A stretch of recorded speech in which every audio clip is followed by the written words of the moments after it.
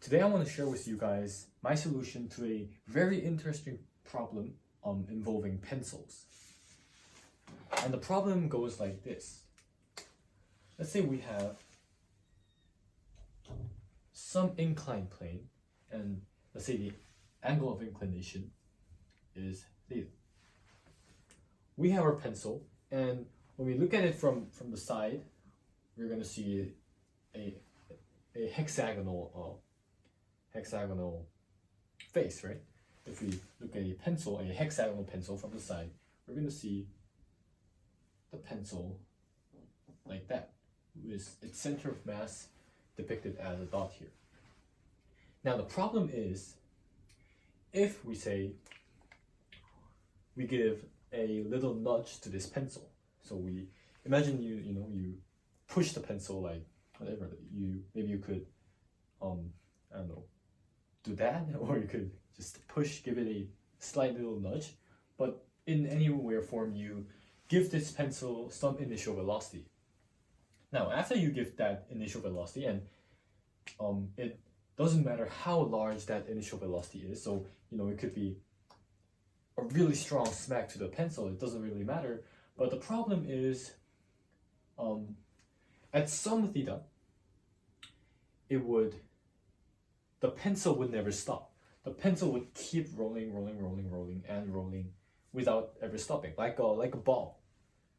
When let's say it's not a pencil, let's say it's just a ball.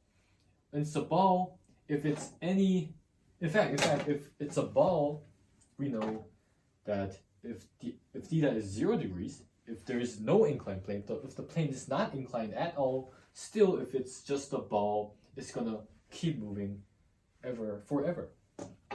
Because Newton's first law of motion, if you give some velocity, if there's no net force acting on it, it just moves. But now, when we look at a pencil, it's kind of different because it has 6 sides, and how do you calculate such that? How do you calculate the size of this angle theta such that the pencil will move infinitely? It will move on and on and on if you say that the inclined plane never stops. Well, in order to solve this problem, you first gotta realize why I said you give a little nudge. Let's say the problem is you don't give any nudge to the pencil. Well, then we know that this theta here, by basic trigonometry, you figure out that when theta is 30 degrees, the angle, so the center of mass of the pencil will line up and touch this edge over here when you imagine this dotted imaginary line. And so if theta is bigger than 30 degrees, the center of mass would be to the right of this point when you draw the imaginary line. And so you could see that because there is a clockwise torque acting on the center of mass, in terms of this axis of rotation, you could see that because there's a clockwise torque, the pencil would move and move forever. But now, giving a little nudge changes this problem significantly. In fact, it gives a problem. This here is not a problem. It's just such a simple answer. But here, now if you give it a little nudge, you actually make this into a problem. So how do you solve this? How do you solve the minimum angle theta required such that if you give a little nudge, and no matter how strong it is, it doesn't really matter, but if you give a nudge to this pencil, what is the minimum angle that ensures that the pencil rolls forever? That is the problem. So in order to solve this, first I'm going to make this diagram a bit larger. I'm going to draw the inclined plane, not as steep as that, but something like that. And I'm going to draw the hexagonal shape of the pencil. If we look at it from the side, it's going to be, the pencil would look like a hexagon. fact, I'm going to draw it a bit larger so that I'm going to be able to annotate it more effectively. So we have this hexagon, and the center of mass is over here. Now, imagine you gave it a little push, and so it starts rolling. Well, we know that it's gonna roll about this point. So this here would be our axis of rotation, and our center of mass. You can imagine our center of mass moving, clockwise in the clockwise direction in terms of this point. And so, because there's one point here, and we know that length here, I'm gonna say this length here. So one side length of the hexagon or the pencil is r, and we also know that this is r. And so when it starts moving, the trajectory of the center of mass will form an arc. So it will move something like that. And I'm annotating this point here because that point here would be where the trajectory stops. Because when you imagine this point here will go to this point, and so it will clash with the floor for the first time, and then we could draw something like, we could draw a new hexagon that has this as our base. And so when I use a dotted line, the new hexagon that is formed is gonna look something like that. This is gonna be where this hexagon moves. Now there are some interesting points in this trajectory. First of all, we have this point here, which is when the hexagon has basically moved half. So like when you imagine this as 0 and this state as 1, this state here would be half. You could call it half. Or in terms of the diagram we drew, it's going to look something like that, whereby it's going to be standing on its pinpoint. So there's not going to be any face landing on it, but there's going to be a point that is, so like it's at this point over here. So the hexagon is going to look something like that at this point. And we see that after this point here, the pattern is going to repeat. So we have this arc here as the trajectory, then the next trajectory will go to over this point over here. Because it's an you can imagine this here as an equilateral triangle with this angle here at 60 degrees. You could say, well, there's this trajectory, and so on and so on. It will repeat forever.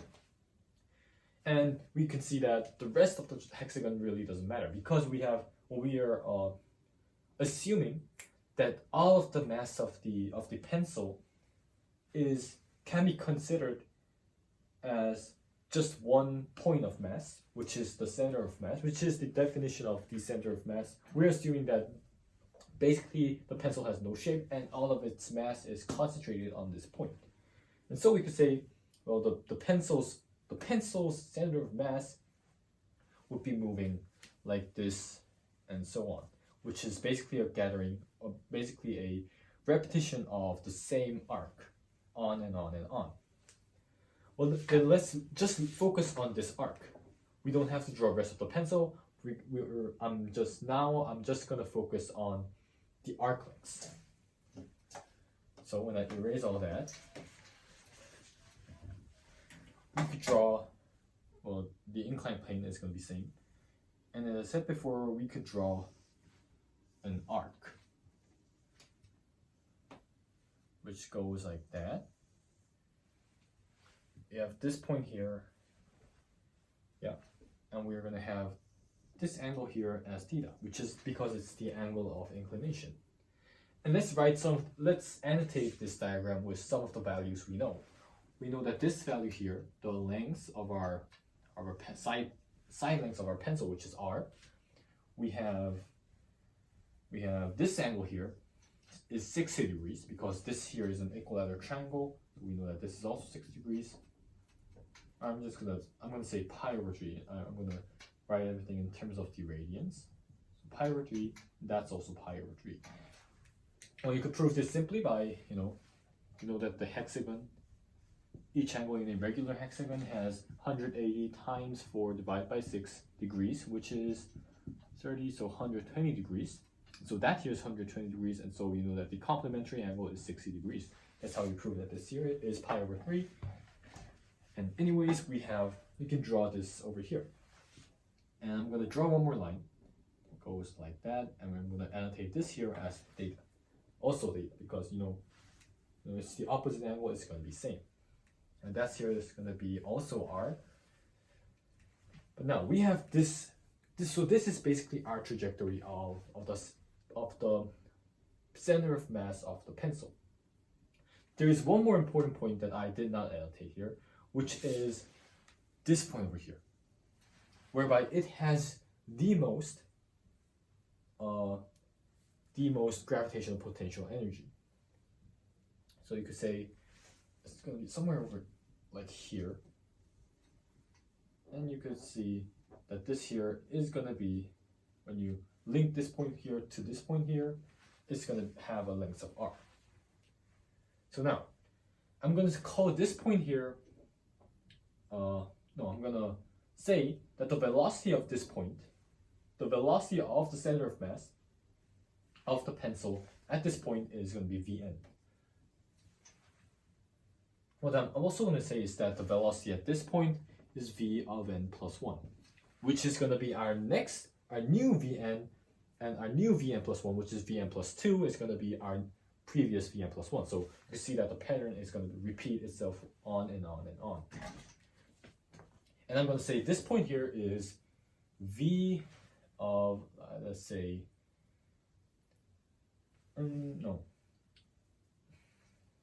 I'll say, yeah, first of all, I'm just going to say that.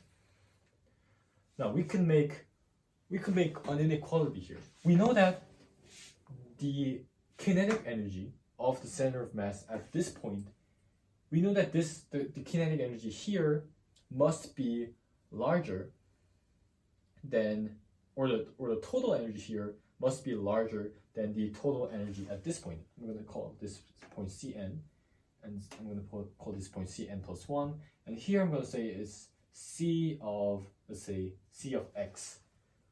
C of x meaning it has the most potential energy. And we know that the kinetic energy here, if it's transferred to potential energy here, that the amount of that conversion, well, the kinetic energy must be, the total energy here must be larger than the total energy. The kinetic energy here must be larger than the potential energy here. And when I make that into an equation, we get, well, first of all, we know we have to do some math. Let's draw this line here, and because we know that this angle here, I'm going to color it in, is theta plus pi over 3, theta here plus pi over 3. We know that that length here, that height here, or should I say, we could say that when we label this as delta of h of 1, we could say that delta h of 1 is equal to this r here. We know that the length from this point to this point, because it's a circle, it's an arc, we know that that's r. So it's going to be r minus r times sine of theta plus pi over 3. That's going to be our theta h1.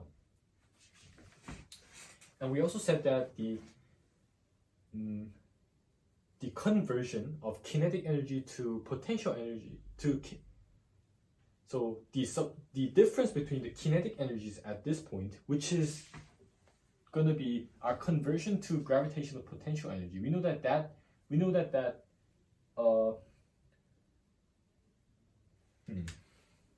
how do I put this into words? We know that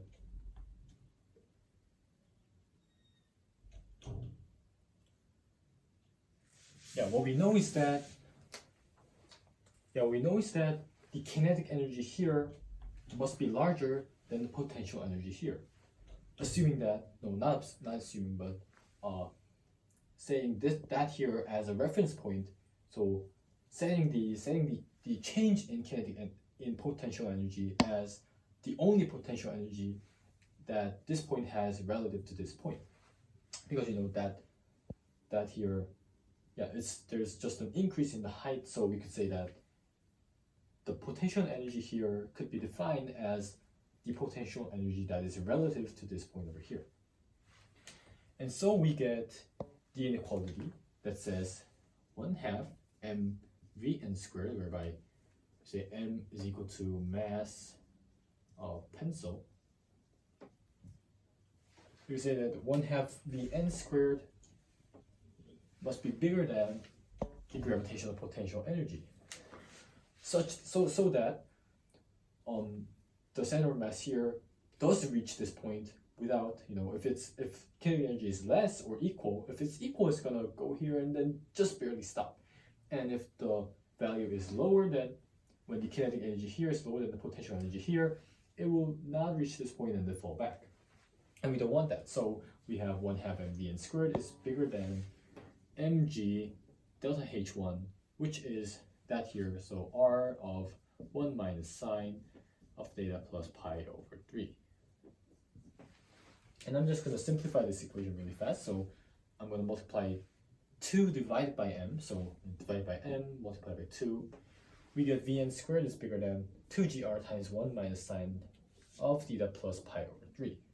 When I expand the inside, I'll get an expression that says Vn squared is bigger than 2gr of 1 minus sine theta cosine pi over 3. So minus 1/2 sine theta minus cosine theta sine pi over 3. So minus root 3 over 2 cosine of theta. That's going to be our inequality. That Vn, it basically says that Vn must have enough energy to reach this point. It's, basically it's saying that. And now we need another, now we have our inequality. We have the boundary conditions, or the inequality, we have the conditions that Vn must satisfy in order for there to be perpetual motion, or in order for this one loop to be satisfied, or to be able to be made, we have this condition for Vn squared. And also now we want to figure out what the value for Vn plus 1 would be. And I would say that it's not going to be the velocity that's directing this point. It's going to be right after so imagine the pencil rolling like that, and then right after the pencil makes contact, when the new edge makes contact with the pencil, that new velocity, so not this here, the new velocity here, I'm going to define as Vn plus 1. And that you see that has the same characteristics as Vn. It's going to have the same direction, but it's going to be a new value. And how do I calculate that value? Well, it's going to be, again, conservation of energy. We could say that the loss in gravitational potential energy at time Vn, or at Cn, is going to be converted to kinetic energy. So we're going to have the kinetic energy at Vn plus, so at Cn plus 1, which is 1/2 mvn plus 1 squared.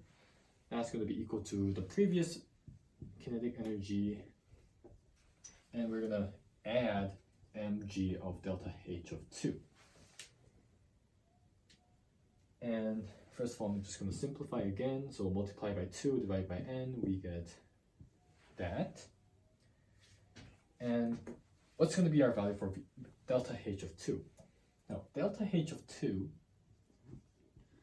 that's basically going to be this height over here.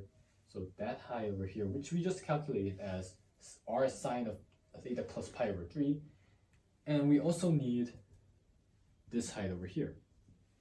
This height over here, which is the height of Cn plus 1 in terms of that. And we have the angle for that here. So we have this angle here, not theta, this angle, not pi over 3, which is actually pi over 3 minus theta, because we have that angle minus that angle. So pi over 3 minus theta, and times r sine of that.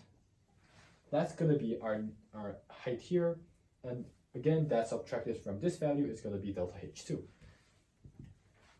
And that can be represented as r sine of theta plus root 3 minus r sine of pi over 3 minus theta, which is going to be equivalent to r times sine.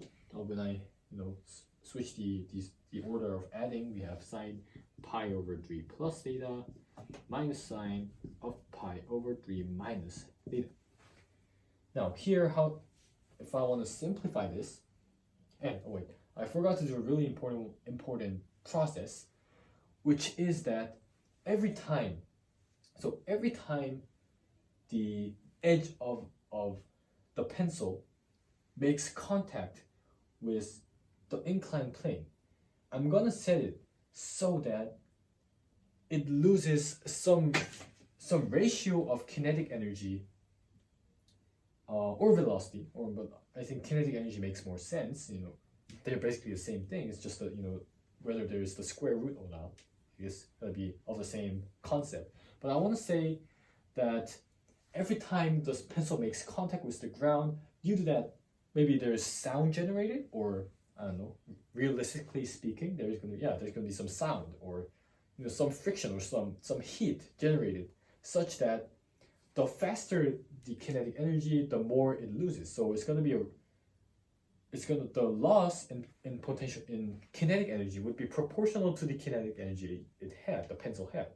Imagine, when the pencil is faster, you can hear a larger sound, or the pencil would heat up by a greater amount. So we could say that EK of n plus 1 is going to be the kinetic energy of n, so the previous value, and all that times some proportional value, which is, I'm going to call mu. So the coefficient of, I'd say, mu, I'm going to define it here. It's really important, and it's going to be the basis, or it's going to be the most important value in this system.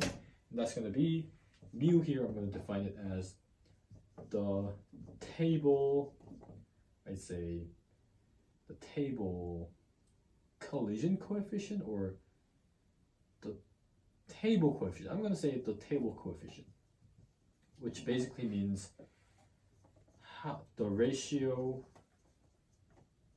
by which EK drops, so kinetic energy drops at each collision.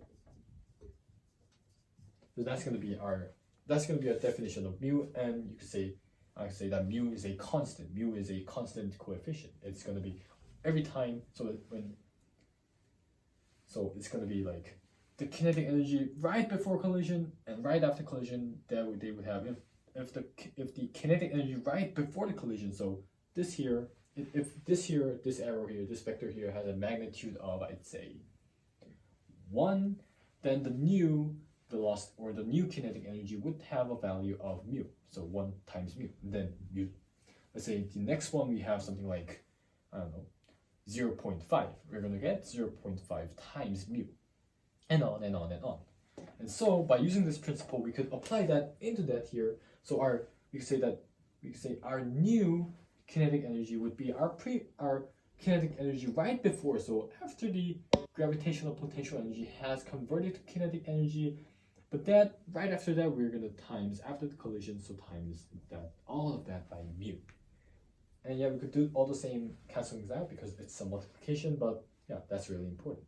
So keeping that in mind, keeping the definition of mu in mind, we're gonna have, so this here, by using the trigonometric identity that sine of alpha plus b minus sine of alpha minus b, you could do this on your own. You could say that this is sine alpha cosine beta plus cosine alpha sine beta minus sine alpha cosine minus beta, which is the same as cosine beta, and minus cosine alpha of sine of minus beta, which is a minus sine of beta, so plus of sine of beta, and get that, and that cancels out, so we get 2 cosine alpha sine of beta. They're the same.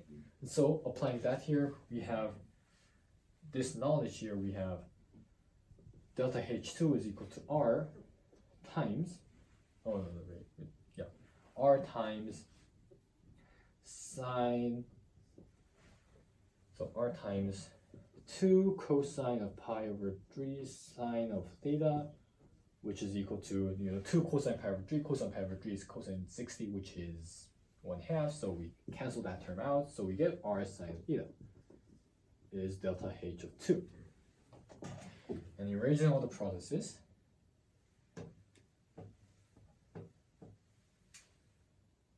we get Vn plus 1 squared is equal to Vn squared plus, I forgot to erase the m there, so we have Vn squared plus 2g h2, delta h2, which is r sine of theta, and for not forgetting to multiply all that by mu. Now, we have our inequality.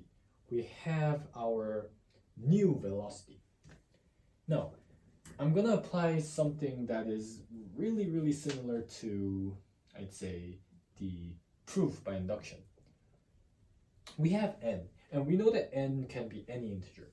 And so if Vn squared satisfies this value, so if Vn squared, this velocity here must satisfy that equation. We know that Vn plus 1 must also satisfy that equation, and Vn plus 2, and Vn plus 3, and Vn plus 4, and so on, and so on, and so on.